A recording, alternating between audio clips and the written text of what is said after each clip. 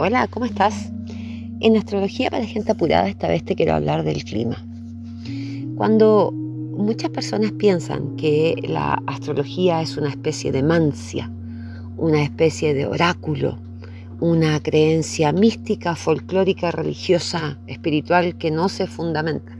Y la verdad es que los que estudiamos astrología decimos viejo, ojalá todos los que dicen eso estudiaran, se darían cuenta que es complejísimo, que es científico, que se requieren cálculos matemáticos y que hace un perfecto sentido porque tiene que ver con una medición astronómica del cielo y de la posición de las estrellas locales. Cuando digo las estrellas locales me refiero a las constelaciones, que son lo que conocemos como los signos, y además los planetas del sistema solar. Evidentemente tienen injerencia en todo, así como todavía hay personas que dicen que la luna, que cómo va a afectar.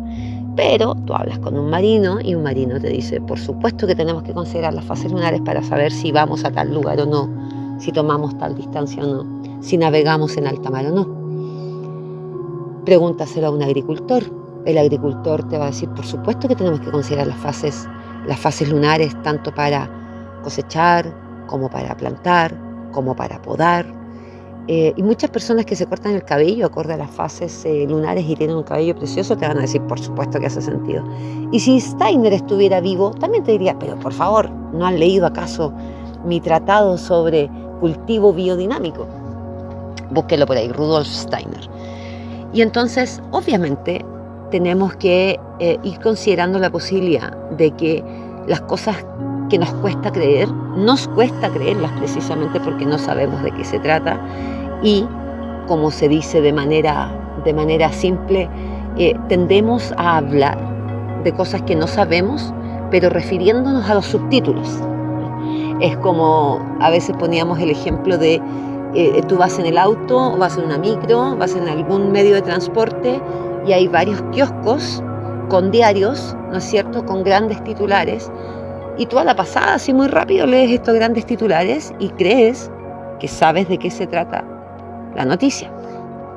Lo mismo pasa con un montón de otras cuestiones. Cuando no lo conocemos y empezamos a dar opiniones fundamentadas en lo que creemos que sabemos, en realidad estamos un poquito perdidos. Entonces, eso era como una introducción para que quienes estén aquí escuchando esto y se sientan neófitos de la astrología se atrevan a decir, ¿sabes qué? No puedo comentar sobre la astrología mientras realmente no lo entienda. Y un poco lo que estoy tratando de hacer acá es eso, como ir lentamente educando con respecto a lo que es la astrología. Entonces, ¿tiene incidencia en el clima? Por supuesto que sí. Y pensé en hacerlo sobre el clima porque estoy aquí mirando un hermoso paraje de suelo secano o clima secano en el centro de Chile. Es un clima bien especial y se genera el bosque esclerófilo que solo existe en 2 lugares en el mundo, en un área de California en Estados Unidos y aquí en Chile. Y esclerófilo significa que todas las especies que crecen ahí crecen únicamente ahí porque se han adaptado mutuamente para poder sobrevivir a este clima. Y entonces no solamente hablamos de especies vegetales, árboles, arbustos, flores, pastos, etcétera, sino que toda la fauna también, todo el tipo de insectos, el tipo de aves que existen, los tipos de polinizadores que existen, las mariposas, etcétera. Todo eso es parte del bosque esclerófilo. Y en este clima que es secano, uno ve más beige, cafés y amarillos que verdes. Sin embargo, entre medio hay unos gigantescos quillayes o quillaja saponaria, un árbol nativo chileno del que hablo en una formación. La verdad es que tendemos a verlo un poquito más seco de lo que realmente es. Pero la verdad es que hay napas subterráneas, etc. Entonces, si tuviéramos que definir este clima acorde a elementos del cielo, si este lugar, este bosque esclerófilo, hubiera nacido o se hubiera creado en una conjunción específica, si las condiciones para que este bosque se transformara cambiaron porque pasó algo en el cielo, es perfectamente registrable y estudiable. Hay algunos libros de algunos registros de los primeros españoles ahí por 1540 hasta el 1600, mucho registro, muchos escribas registrando el tipo de suelo. Y se referían a esta zona, la zona del Valle de Aconcagua, Gran Valle de Aconcagua, en la región de Valparaíso. Esto es Valparaíso Cordillera. En el Gran Valle de Aconcagua, los registros de los primeros españoles hablaban de esto como una selva. No es una selva tropical, no era la selva del Amazonas, pero sí una selva en el sentido de que los pastos eran largos, muchas flores, mucho tipo de plantas, mucha enredadera, mucha vegetación liviana, no grande, no exuberante como en los bosques tropicales, pero sí una selva. Selva significa, primero, no habitado de manera tradicional y además con una gran cantidad de flora y fauna que tienden a cubrir las huellas incluso, la marca de las huellas. Cuando uno hace trekking o en el campo también, se le dice huella a los caminos naturales que van dejando los animales de pastoreo y también las personas que tendemos a circular por determinadas áreas. Entonces esos caminos que se forman de manera natural, aunque sea por uso del hombre, pero es natural porque simplemente es el mejor camino para acceder a un determinado punto, y de tanto caminar por ahí vas dejando una huella, desde el cielo se ve como una línea. Todas estas cosas son perfectamente encontrables. El tipo de clima, un bosque esclerófilo, por ejemplo, un área que es seca, debemos entender cuándo pasó este cambio. Y si vamos atrás, vamos a descubrir que ha habido consistentemente cambios en esta zona. No siempre ha sido secano. Alguna vez fue un poco más selvático, pero también tiene que ver con la delicadeza y la fragilidad de la flora nativa. Y dado que llega el conquistador, ¿no es cierto?, arrasando con todo, construyendo en todos lados, evidentemente mucha flora se perdió solo por efecto de esta gran cantidad de personas nuevas que estaban investigando. Entonces cortaban, sacaban semillas, pisoteaban por aquí, pisoteaban por allá. Era otra conciencia, ¿no es cierto? Así es que era lo esperable. Y lo que se salvó es lo que es más resistente. Y entonces uno puede hacer cálculos con respecto a de qué manera se produjo una transición. Y en este sentido, las transiciones de clima las podemos ver con cualquier planeta, porque todos los planetas tienen, como les decía en otros audios, que tienen particularidades o son arquetipos asociados a la mitología griega, al panteón de dioses de la mitología griega, y por tanto son arquetipos. Y son arquetipos que se pueden usar también para situaciones. Ya ven que en la astrología mundana la gente dice, mira, tenemos en este minuto una cuadratura Saturno-Marte, o lo que viene, Venus-Marte. ¿Y qué va a pasar? Porque uno puede anunciar qué es lo que qué tendencias psíquicas va a impulsar esto. Pero también afecta todos los estadios de la naturaleza humana que se desarrolla en un medio natural, y el medio natural es todo: el suelo, la vegetación, los animales, el aire, las nubes, el cielo. Por tanto, en el medio natural todos los arquetipos tienen efectos. Un poco pasa lo mismo, y aquí hago un paréntesis para estudiantes de tarot, pasa lo mismo con los arquetipos del tarot.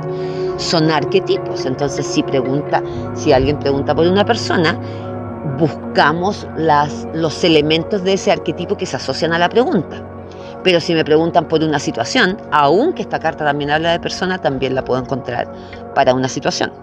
La puedo resolver como información para una situación. Lo mismo pasa con la observación del cielo. Estoy mirando un arquetipo y puedo perfectamente entender lo que puede generar. Entonces, en estos arquetipos grandes, transformadores, tenemos obviamente a los planetas transpersonales, planetas que tienen un efecto psíquico transversal en toda la psiquis humana, sea que lo sepamos o no, nos demos cuenta o no, lo entendamos o no, tiene un efecto, y esto lo podemos ver en movimientos. Por ejemplo, la última vez que Plutón se movió a Acuario, que este es el tema candente, ¿no?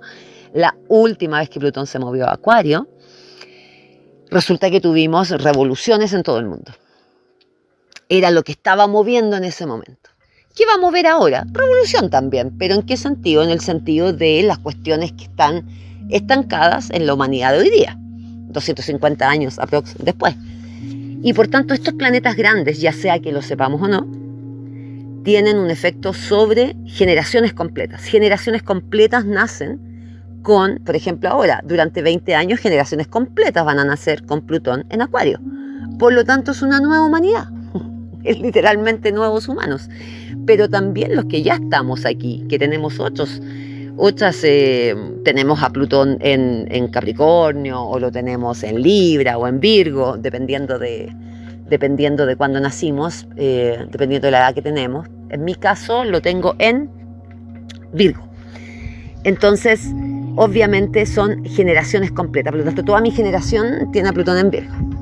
Independiente de la casa, independiente de los aspectos, generaciones completas tienen a estos planetas transpersonales que movilizan la conciencia humana completa, generan acciones del colectivo, impulsa al colectivo. ¿Qué planetas son estos? Urano, regente de Acuario. En la mitología griega, Urano es el dios primordial, el primer gran dios. De hecho, es tan original y tan antiguo que en la mitología griega moderna, si tú quieres, la manera en la que se enseña, se elimina Urano casi por completo. Urano va desapareciendo lentamente de la mitología griega.